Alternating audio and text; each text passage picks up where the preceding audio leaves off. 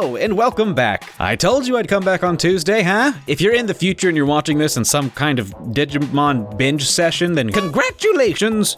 You did not have to wait. All the same, pull up a chair, join the digital family. As you can see, we've got a new Digimon pal. Finally, after so many Death Meramons tricking us in Help Waves, I, on the most recent one, found Patamon. It was actually a Shellmon that popped up that I had to fight. Well, I mean, first it shows Patamon, of course, because, you know, normally when it's Death Meramon, it's like, Help Wave, click. Surprise! It's Death Meramon! And it's terrible, and it's like 95% of all Help Waves, but I finally got one partner Digimon. I actually almost came back from this break with nothing new to show you, which made me sad. But we have Patamon, and all this time that we've been walking, let me show you the steps. We got 40,000 now. What did we have before? Like 30,000? 35,000? I don't recall, but I did go back to an earlier area of the map, and I grinded. What's the past tense of word for grinded? I ground? I still feel like it's I grinded up. It just sounds like a bad phrase. All right, map. So I went back to the first area, and I decided to grind around there just in case there was some weird mechanic where, like, you know, the Digimon are in specific areas or something. So I found Patamon. I thought it was gonna be like the old D2 and the D3, where when you switch to an area, you actually have to like walk the steps to get there. But look, I activated it. Bam, we just teleported there. Like magic! Like it's 2018! Well, at the time it was 2014! Wait, 2014, really? I thought this thing came out in 2015. Whatever. And already, Patamon has quite a few win points. Well, more than halfway done anyway. I didn't cheese it because, you know, I didn't want to like do a bunch of stuff while I was gone. I still wanted to make this journey with you. My grinding during this break was merely to find new partner Digimon. But yeah, 4 more victories and we'll be able to see Angemon, I assume Magna Angemon, and I assume, actually I don't know what their Mega form would be. Because Angemon is the champion form, even though Angewomon is an ultimate form, and I don't know. I hope he just puts on a Pope hat and calls it a day, because honestly, that would still be pretty cool. So yes, let's go into the map, and okay, we're still on the second area. I'm gonna grind there now and see what we can get out of that. I don't know if we want to keep looking for more partner Digimon, or if we want to continue on with the map. I suppose since we're here and we're back to the actual daily videos, maybe we should just go back to where we were headed. Where we go into this one, right? Okay. Did I like reset my progress? Give it to me straight. Oh. Well, I actually didn't really go very far before. We'd done a boss and then I backtracked. So we're really not losing any steps. Don't worry. Don't panic, anyone. It's still just a lot of steps though. Ugh. So something crazy happened this week, and we got attacked by a neighbor dog, or at least it tried to. I was going down to the exercise room, and as it was spring break, Lily did not have school, so I was like, hey Lily, I want to go to the exercise room. And she's like, even though all she has to do is sit there and like play the Nintendo Switch until I'm done exercising. But you know, eventually I talked her into it. I go downstairs with Lily, turn the corner, the neighbors just let their dog out roaming around so it can, you know, go dog potty. Dog potty? Does that sound okay? Just regular potty? Do dogs have rights? Anyway, it sees us, starts barking, and I know the difference between regular barks and angry barks. This was like an angry, like, oh boy, I'm gonna eat someone's face bark. Luckily though, I was carrying a small chair for a child because, you know, the exercise room is disgusting. I'm not gonna let my kids out on the floor. So I was carrying one of Lily's wooden chairs. So I'm over here looking like frickin' Barnum and Bailey. Is that what they're called? The circus people? I was holding a chair at this thing, staving it off with a chair. Gerald's over there doing nothing, of course, just bouncing. Just bouncing. And the dog's owner is this young couple. The guy was like gone, and it was the lady who just let him out. And so she runs up and she's like trying to grab him, trying to pull the dog back, right? And I'm still standing here holding the chair out of the dog, and Lily's cowering behind me.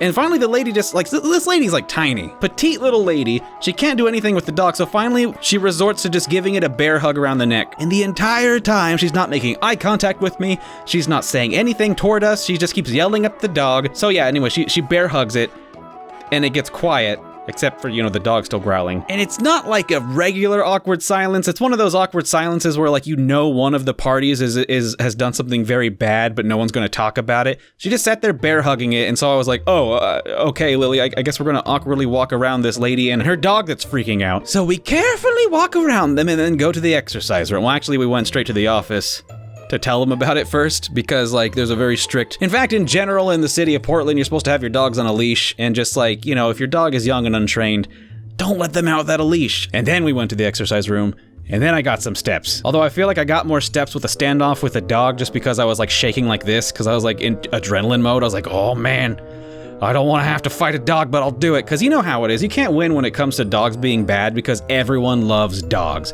It's kind of like how, you know, the internet, you can't hurt cats. I mean, obviously you shouldn't hurt cats because you shouldn't hurt anything because, well, that's life. That's a good philosophy to go by, you know? But I don't want to be the dude that has to straight up like murder a dog to protect my child because, you know, no matter how people spin it, I'm going to be the bad guy. I'm going to be the one that is like, people are going to ruin my life.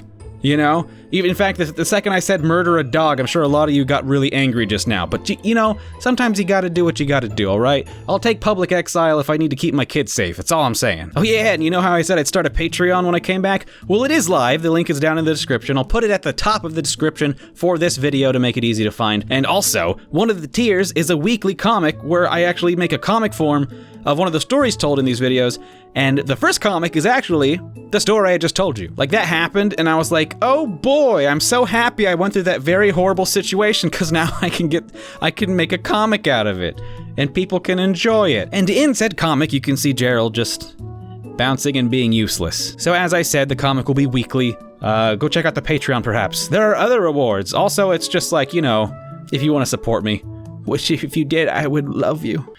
In such a way that only someone who's being donated to can love someone who donated to them. You know? Only the deepest connections. I'm messing with you, we're all pals. And for today's drawing, Nick Casanova suggested a Meramon picture, so I assume they sound like Meramon, so they were all like, can you draw the blue D2 with Skull Meramon taunting you on the screen? Can I? I could just take a picture and rotoscope it at this point. It happens so often. Yeah, let's draw it. Maybe over here, perhaps? I need enough space, you know, I gotta draw a foot. Hey, what are you doing? Cockatriemon. Cockatriemon, this is a bad time. Cockatriemon, this is not what I wanted. Fine, okay, we're gonna sacrifice Gerald. Wait, why aren't my button presses working? I'm pretty sure I only did like a maximum of like 6 button presses there, but okay. Cockatriemon is very rudely interrupting Nick Casanova's drawing, and I'm sorry, Nick, but that's a friggin' petrifying rooster for you. All right, let's go ahead and send in Patamon because we really need those win points. Yes, there we go. Boom bubble. Yeah, look at that bubble. One more, buddy. One more, and you get all the points. Yes, there we go. I mean, I assume it's still the 3, regardless of whether or not you switch in and out Digimon. Okay. Yeah, get out of here.